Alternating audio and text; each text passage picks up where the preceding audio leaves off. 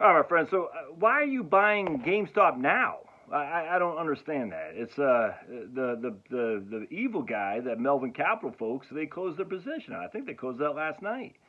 So to going in there today, well, you've already won the battle. So I don't get why you're continuing to fight when the battle's been won, and he's ran away with his tail between his legs. It's weird now because the reason GameStop was at 5 was because it was headed towards bankruptcy to begin with, it seems, and had no earnings to justify a price even at 5. So it's odd to me. I don't get why. I don't get why people are piling into it now. I saw the shares are up another $150 today, back above 300. I'm like, why?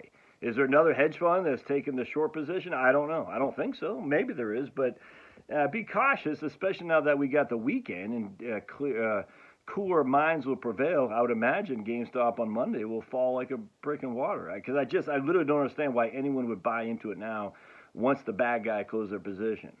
And trust me, don't cry over old Melvin Capital, the guy Gabe Potlikin or something like that. Look, man, he's a well-heeled man of industry, of industry being the paper pushing industry, the Mitt Romneys of the world. He runs with as Stephen A. Cohen, S.A. Cohen, that's a hedge fund, Citadel Capital. Trust me, man, he's gonna be just fine. And then I heard today that Elizabeth Warren, of all people, was basically saying, giving her blessing to the hedge fund industry. And I chuckled at that because I said, well, of course she did. I mean, Elizabeth Warren built her professional career backing insurance companies.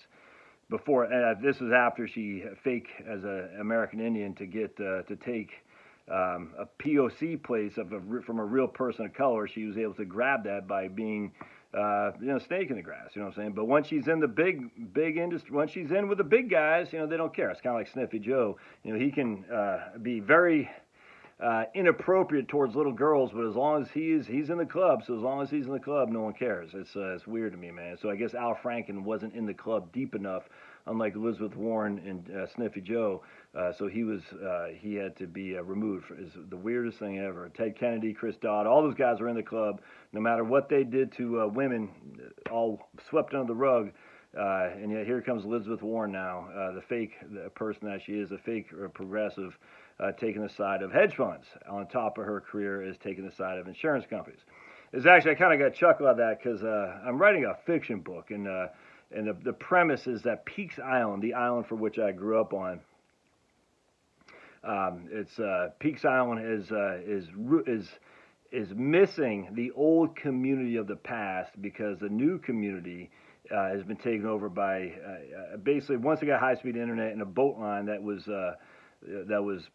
they could rely upon. All these rich lawyers and stuff like that moved to the island, and that's literally what's happened. It's what happened. And so my premise is that Peaks Island wants this community back, if that makes sense. And look, I haven't lived on Peaks Island for many, many years, so I don't know what's going on there. But I see, I follow the island, and I see that there's a lot, and this is what the premise was.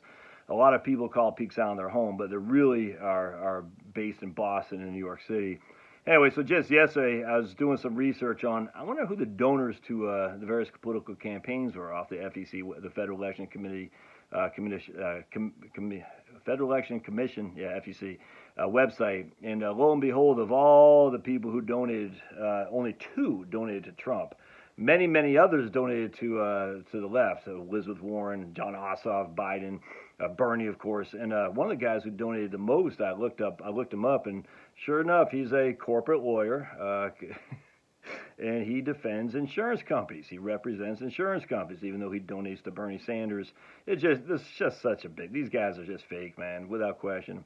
And the irony of it all is he was originally from New York City, so I kind of got a chuckle at that. I said, oh, man, it's like my book right in front of my eyes, a perfect example. And he commutes to Portland after he moved to Peaks Island. And the only reason he did that is because people like my mom and stuff were able to get Peaks Island a convenient boat line, because before that there wasn't any.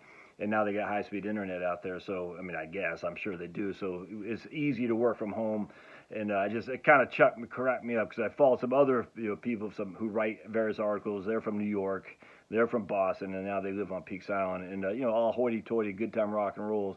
And essentially my premise is they're trying to make it like the Martha's Vineyard of Maine, an elite class, and they don't want regular folks there. Now, look, I have no idea if that's what's going on. I don't. My inclination probably is they don't want any MAGA people there. Rednecks, white trash. They don't like that. They want the hoity-toities, the Harvard types and whatnot. And that's what my book's about. So the book is that aura of Peak Island itself as this say, I want my community back of the old people, just neighborly, doing work for each other, helping each other out, the old hippies, eccentric, eclectic people, certainly not the hoity-toity, good time rock and roll corporate lawyers defending insurance companies from New York City. And I chuckled at that. Anyway, so the issue is the problem. If you're in GameStop, you know that you won the battle, man. You won. I'm not telling you what to do. I'm just saying there's a reason the stock was so low. There's a reason the hedge fund was shorting it to begin with, simply because there's no earnings. And GameStop essentially is a retail place, and retail places are going the way of the dodo birds, it seems like. So, I mean, I get this short for sure. That the hedge fund managers do, and I don't like hedge fund managers either. But all right, you got the battle. Take the win, man. Take the win and move on. But I got a bad feeling there's going to be some blood on the streets come to next week with the GameStop, and a lot of young folks who are they're new to the game. I'm telling you, man. I got a feeling that GameStop is going to fall because there's no reason to buy now that I can see. Again, the bad guys closed his position. You won. But now it's going to be too late because the weekend is here and the markets won't open until 9:30 on Monday. And so, and the government types are going to gather storm and they're going to take you guys out one by one. You watch. It's going to happen. And you'll have won the battle but lost the war. So that's why always keep your powder dry because it'll continue. And GameStop was the bull run, but at the end of the day, you got to retreat when the time is called. And I don't think you should be piling into GameStop come Monday. Now I don't know your circumstance. Do what you got to do, but I just think I think you're going to regret it if you pile more into that.